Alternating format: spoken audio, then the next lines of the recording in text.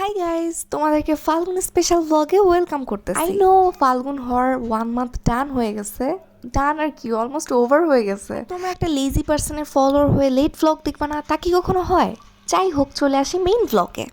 ওই দিন আমরা গেছিলাম হচ্ছে স্কাই ভিউ লঞ্চ, যেটা হচ্ছে শান্তিনগর ব্রাঞ্চটায়। এই স্কাই ভিউ লঞ্চটা ছিল 23 ফ্লোরে, আর লিফটটা এত স্লো ছিল, জাস্ট সময় পার করতে পারতেছিলাম না আমরা।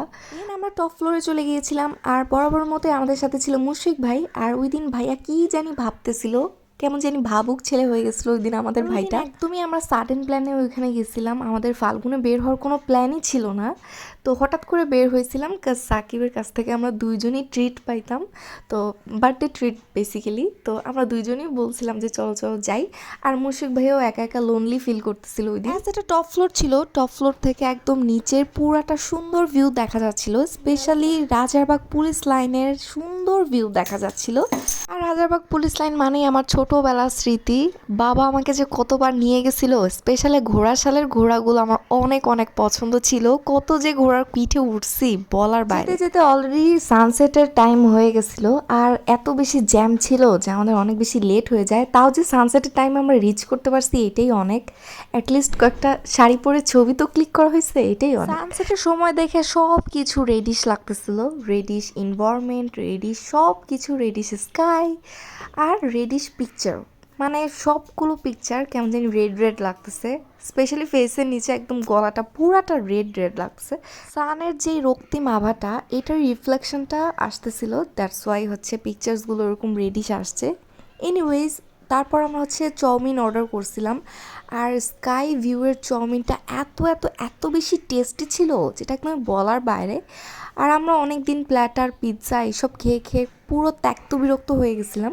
সো দ্যাট অনেক দিন পর আমরা বলতেছিলাম যে থাক চাউমিন অর্ডার করি, চাউমিনটাই খাই। তো আমরা ধারণাও করতে পারিনি যে স্কাই লঞ্চের চাউমিনটা এত বেশি মজা হবে।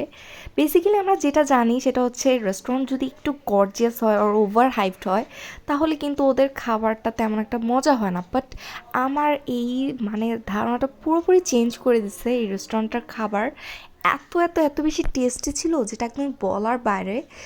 মানে চাউমিনটা পুরা সব কিছু স্পাইস ক্যাপসিকাম ব্যালেন্স করা ছিল। আর ওই দিন ভ্যালেন্টাইনও ছিল, বাট আমি ওইভাবে না মানে ঘটা করে ভ্যালেন্টাইন সেলিব্রেট কোনো কালই করি নাই, বিকজ আমার এই দিনটাকে কেমন জানি অর্থেটি লাগে না। ফাল্গুনটাই বেশি স্পেশাল মনে হয়, so that each and every time আমি ফাল্গুনটাই সেলিব্রেট করে আসতেছি বছরের পর বছর। যাই হোক, এই স্পেশাল শাড়িটা আমার জামাই আমার জন্য কিনে আনছিল ধানমন্ডির কোনো একটা মার্কেট থেকে। আমার একটা বউ লাগবে, বউ খুঁজে দাও। ও ও, সবাই শুনে নাও গাইস, আমার ভাইয়ের জন্য একটা বউ খুঁজে দাও। সবাই শুনতে শুনতে আমি ভুলে যেতেছি, আমার তাড়াতাড়ি বাই করে দাও। আর এইদিকে আমার সিঙ্গেল ব্রাদার আমাকে হচ্ছে অ্যাডভার্টাইজমেন্ট করতে বলতেছে তার বিয়ের ব্যাপারে। তো এইটার ব্যাপারে আমি কি হেল্প করবো আমি নিজেই জানি না, কারণ ইন্ট্রোভার্ট পার্সনরা কেমনে আবার বউ খুঁজে। তো এই দায়িত্ব আপনাদের উপর ছেড়ে দিলাম গাইজ, আপনারা আমার ভাইয়ের বউ খুঁজে দিন দয়া করে, যাতে বেচারাটার কষ্ট একটু হলেও লাঘব হয়। দেখতেছেনই তো কীভাবে আকুল আবেদন করছে। So, hurry up single girls, those who are interested to marry him, and obviously send me your biodata in my inbox. Goodbye!